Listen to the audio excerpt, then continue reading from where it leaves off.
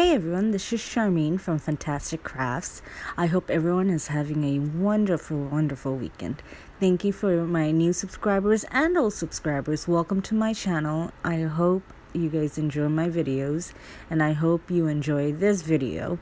Today we're going to be working on a 6x6 paper pack. This is actually a design team challenge from Maymay group. And I will be using a 6x6 paper pack named A Perfect Winter by Lori Whitlock that is found at Maymay's website at maymaymated.com.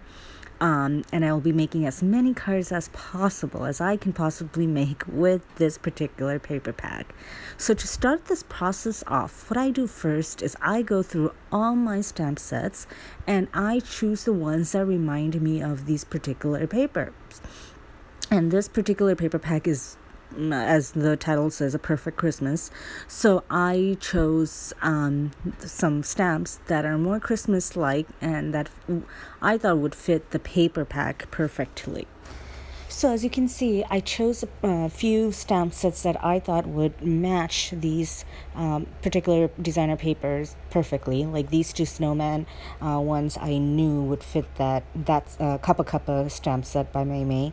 And I knew the snowman one would fit perfectly with the snowman stamp set. And I will have the names of all these stamp sets on my blog post. So then I went ahead and did that with the remainder paper. As you can see over here, I am just grouping all those together. To start this off, the first one we're going to be working on today is this card. It is an absolutely gorgeous card. I am in love with this designer paper and I am in love with this stamp set. As you can see, it says, "What's brewing in your world?" I think it's the cutest thing ever. So I started this process by stamping this coffee cup and coffee mug and then fussy cutting that out. Then I used my VersaFine Onyx Black again and stamped the coffee sleeves out and also fussy cut those out. And then I glued it together. Then I decided I would put all these little pieces in one place. And I decided to put it in this sleeve, the stamp sleeves, just so I have all my little pieces and everything together. And then I took a 8.5 by 11 sheet of paper. I cut that in half to make it 5.5 by 8.5. Then I scored that, I folded it in half, then took the front panel and then folded the front panel in half again. The mat pieces for this particular card is going to be 5 1/4 by 1 7/8, and you are of course going to be needing 2 panels to create this card. So as you can see, I'm using my 6x6 piece of paper and cutting that into those measurements. Then I put glue on a little less than half of that coffee mug and then put it on there. And as you can see, this is one of my fancy fold cards and I think it's gorgeous. So now on to the next card. Actually, this is going to be it's actually the same card but a little differently made. I used my scoring tool to make this one. I scored it at 2 1/8 and 4 1/4, and I got the same exact look as you can see here.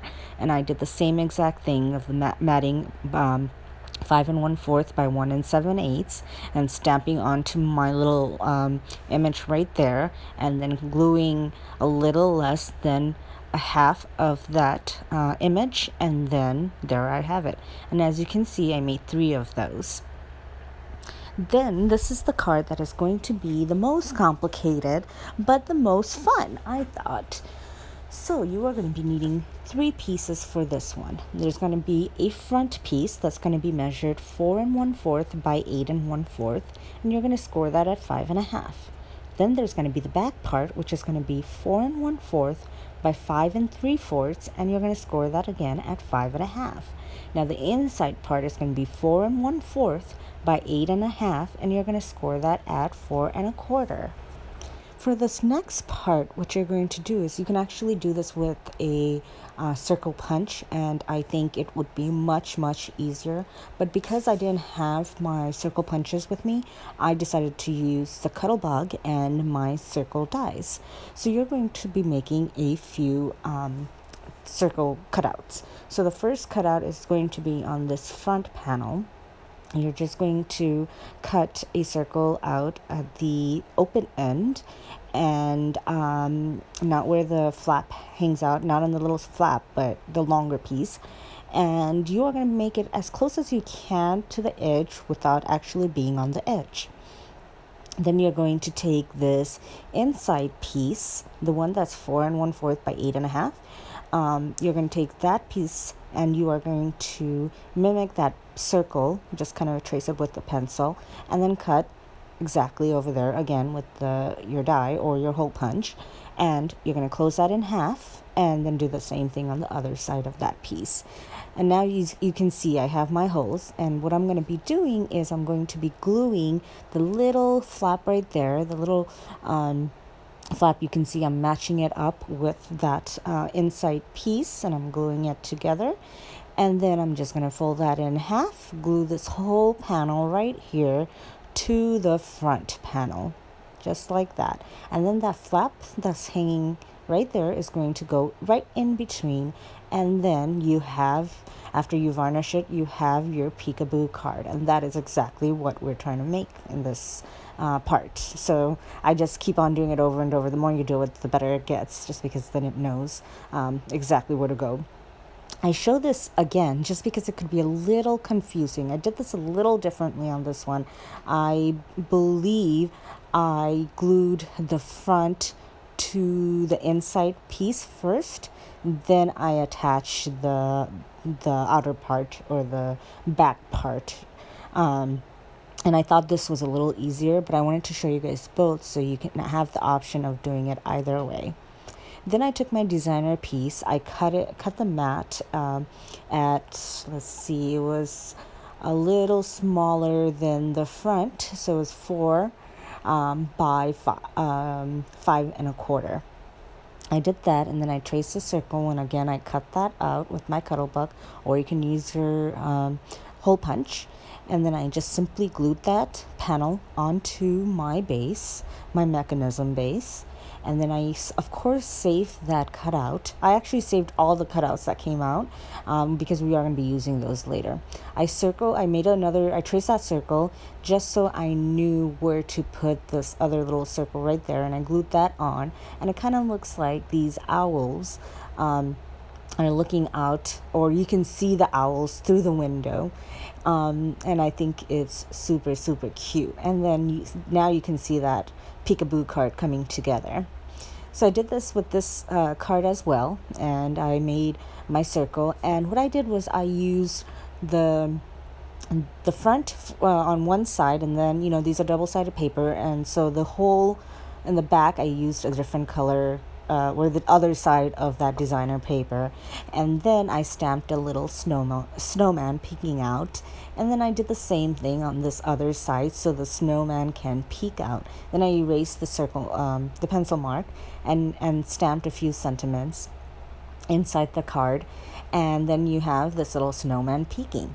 And then I used one of the scrap pieces of paper that I have collecting in that little stamp sleeve, and I stamped a sentiment, snow peeking, and put double-sided foam adhesive, and then that was that card. And I thought it came out very, very, very cute.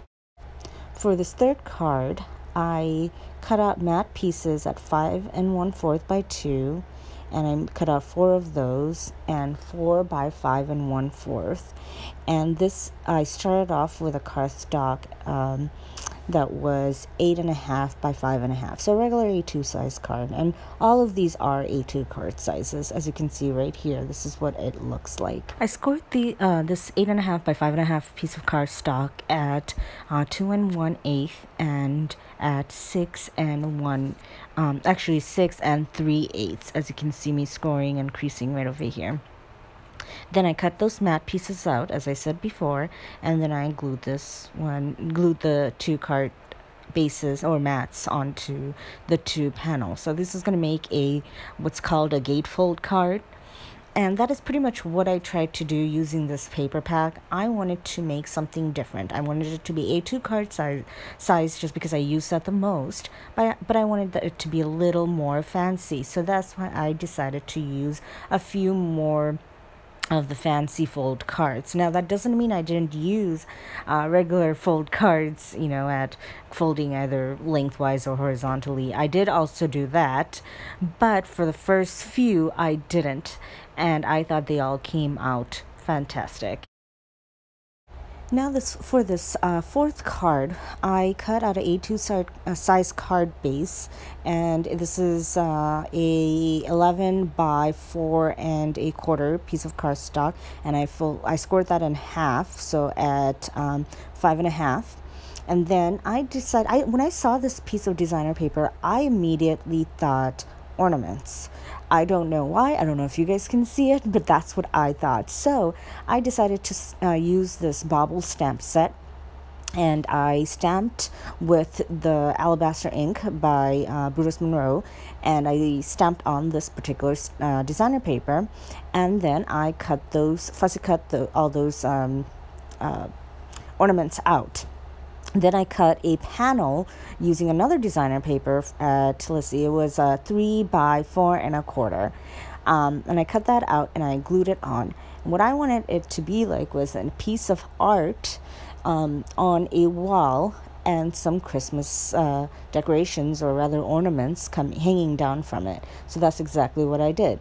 I used the little strings to put them to stamp, to make it seem like they're hanging down, and then I put some foam adhesives onto the ornaments, and I glued it onto this onto the strings. Now I use, how usually a piece of paper pack comes a little longer, like about 1/4 of an inch, because of where they need to hang it. So I cut that piece out, and I made little banner pieces, and I stamped a sentiment, and I used that as a sentiment banner on this particular card. And again, I used my foam adhesives to kind of pop that up to give it more dimension. And now you could have actually popped this panel up. I decided not to, and I love it. I think this card is so simple yet so fun, and you can send it to anyone, whether they celebrate Christmas or they celebrate the festive season. It's just a perfect card. Now that completes part 1 of the 6x6 paper pack challenge video.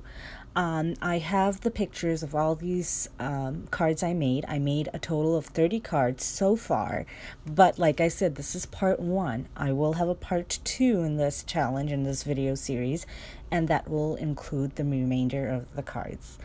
Thank you so much, everyone, for watching. I hope you enjoyed it as much as I enjoyed doing this challenge.